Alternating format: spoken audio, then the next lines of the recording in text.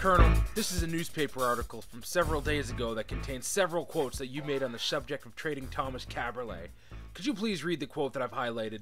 I will not ask Thomas Kaberle to waive his no trade. I think a big part of being successful is your players knowing that they're being treated fairly. Organizational fairness to me is a huge component of what we do. That to me goes well beyond as far as our ability to attract free agents, to get people to come here. That notion that players know they'll be treated fairly rises above any deal or offer I might get on one player. And here's another article from last year. Could you read this quote about no trade clauses? I think they're coach killers, and they put the player in a bad spot more often than they help him.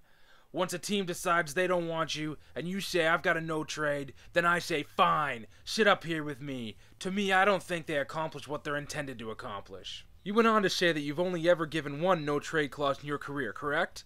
That's correct. To J.S. Giguere because of his son's medical condition. Colonel, I have just one more question before I call Airman Cabina and Airman McCabe. If you think no trade clauses are such coach killers, and you only give them out in extraordinary circumstances, then why would it matter what potential free agents thought about whether or not you honor them? Colonel, we have several guys on the team with no trades. It's important that they know, but that's not what you said. You said it was about your ability to attract free agents. Yes, I recall what I said. I can have the court reporter read it back to you.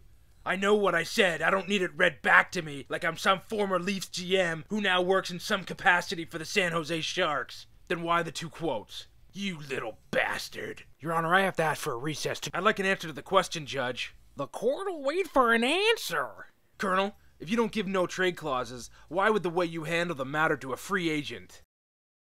The truth is, you're going to offer a no trade clause to a certain free agent this summer, aren't you? Object. But you can't mention him because you get nailed for tampering. So you have to figure out creative ways to get the word out to him. This whole Kaberle thing isn't about Thomas Kaberle at all. Your Honor! You blew the future on Phil Kessel, and now you're going to double down. You're going to scrap the whole rebuild and max out the salary cap. You want answers? I think I'm entitled. You want answers? I want the truth! You can't handle the truth! Son, we play in a league that needs goals, and those goals have to be scored by men with skill. Who's gonna do it? You?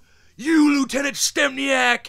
You don't want the truth because deep down, in places you don't talk about on Twitter, you want me on this job. You need me on this job.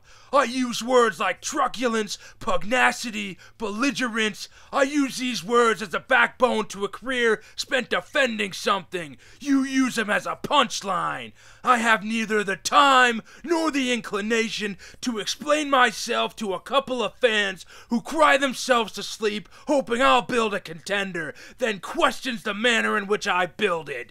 I'd prefer you just said thank you and went on your way. Otherwise, I suggest you lace up the skates and hit the ice.